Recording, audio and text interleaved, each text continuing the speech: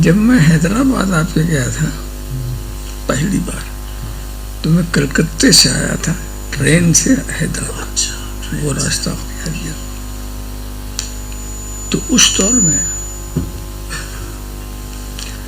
نواب غیاث الدین اور وہاں کے جو علماء و مشائخ تھے، مرزا حسن زرعی گلہ،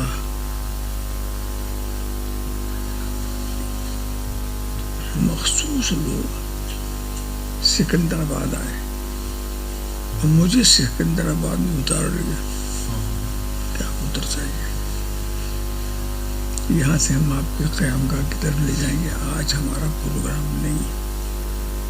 تو لوگ شور ہوگا، لوگ آ کر تنگ کریں گے، تو یہ سوچا آپ یہاں سے نہیں آئیے، آج آرام کیجیے، کل ہمارا. یہ وہ لوگ یہاں آئے، کبھی انہوں نے ہم کو نہیں دیکھا، کبھی کی ملاقات میں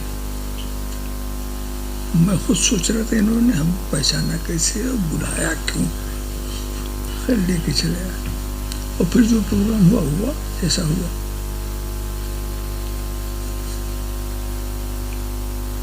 تو بعد میں ایک مرتبہ ایسی مجلس سے صاحب یہ بتائیے آپ کبھی اس کے مجھے نہیں جانتے تھے، آپ نے مجھے بلایا اس لیے کوئی مایوس، کچھ لوگ مایوس تھے، دبلا پتلا،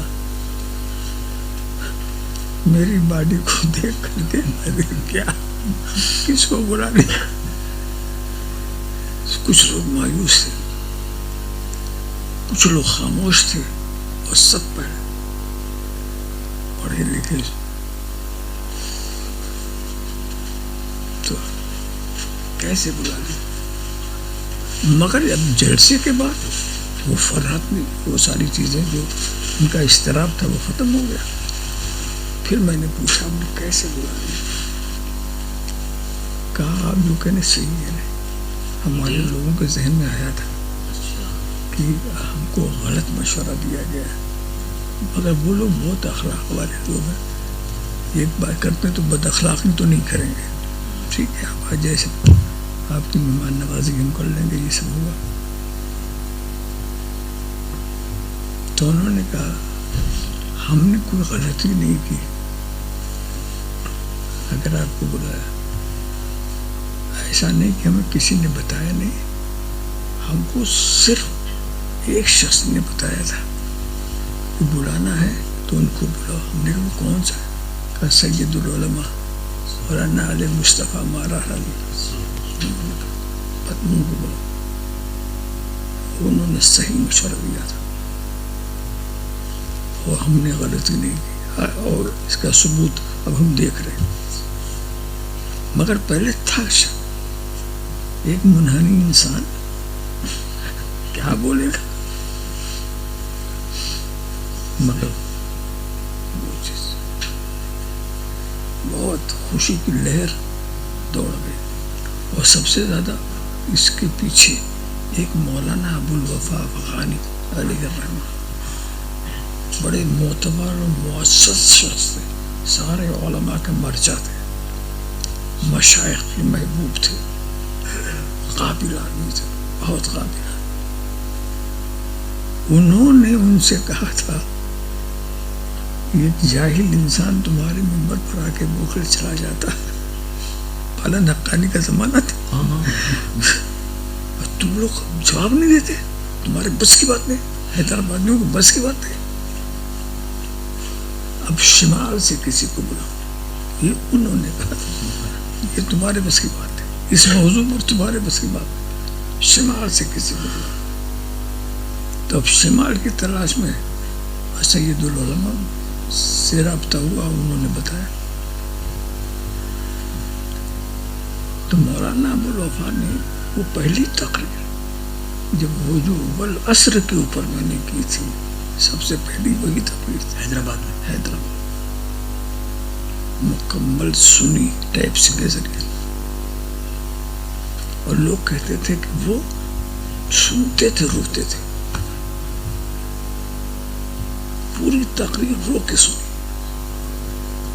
خوشی کا اظہار کر رہے تھے. آج میری مراد پوری ہوئی. بہت خوش تھا. پھر میں ان سے ملنے بھی گیا دوسرے دن. بڑی محبت سے ملے. بزرگانہ شفقتیں ہوتی ہیں وہ سب. اس کے بعد دوبارہ میری ملاقات ان سے نہیں ہوئی. تو معلوم ہے کہ میلاد کمیٹی بنانے والے یہ لوگ تھے. انہوں نے اور پھر ہمیں جامعہ نظامیہ کے علماء نے بھی بہت محبت سے مولانا عبدالحمید صاحب، طاہر رضوی صاحب، یہ سب بہت محبت سے جامعہ نظامیہ میں خود پروگرام بھی کرتے تھے. ایسے موقع پر علماء ہی سب لیتے تھے.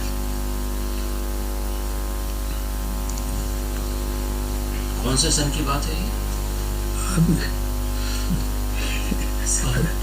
بہت پہلے کی بات ہے. نہیں اس کے بعد سن 62 میں تو وہ تو میں تو سن 62 کے بعد 70s کے قریب میں ہوگا، مگر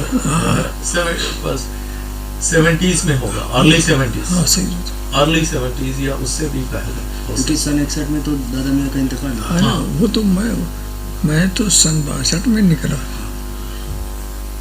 کیونکہ 70s میں آ گئے تھے یہاں. 70s میں آپ کی وہ انتقال کے بعد 1 سال آپ نے اور تعلیم حاصل کی. وہ سب تعلیم الگ چیز ہے. سن 61 میں حضرت کا انتقال، سن 62 میں میری فراغت.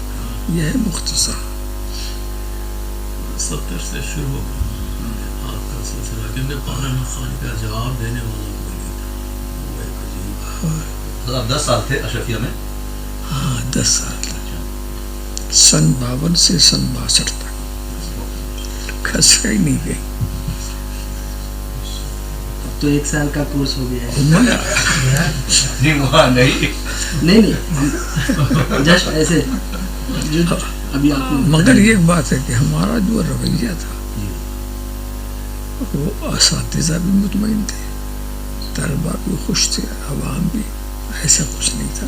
ہمارے دوست لوگ جو ہمارے ساتھی لوگ جو ہم سے زیادہ ذہین بھی تھے، قابل بھی تھے، مولانا محمد احمد وغیرہ جیسے لوگ سمجھا، مولانا نعمان خان، شیخ القرآن مجھ سے سینئر تھے. تو سب ہم جماعت. اب میں اپنے حساب سے اپنے طریقہ میں رات کو میں مطالعہ تو ضرور کرتا تھا، مگر مشقی جلسے میں کبھی نہیں جاتا تھا. کبھی نہیں. جیسے مجھے ضد ہو گئی ہو کہ مجھے مشقی جلسے میں جانا ہی نہیں. ہمارے اساتذہ چاہتے تھے، وہ بھی محبت تھی ان کی. مولانا شمس الحق صاحب وغیرہ چاہتے تھے یہ میاں بہت غلط کر رہے ہیں، محدث اعظم کا بیٹا نہ بولے. یہ ان کو فکر تھی. اور محدث اعظم سے جب لوگوں نے شکایت کی تو انہوں نے کہا مولانا مچھلی کے بچے کو کوئی تیرنا نہیں سکھاتا. مشہور ہے یہ. تو انہوں نے خاموش کر دیا. حافظ ملت سے شکایت، حضور یہ نہیں شریک ہوتے. تو ان کا جواب تھا نہیں شریک ہوتے تو کرتے کیا ہیں؟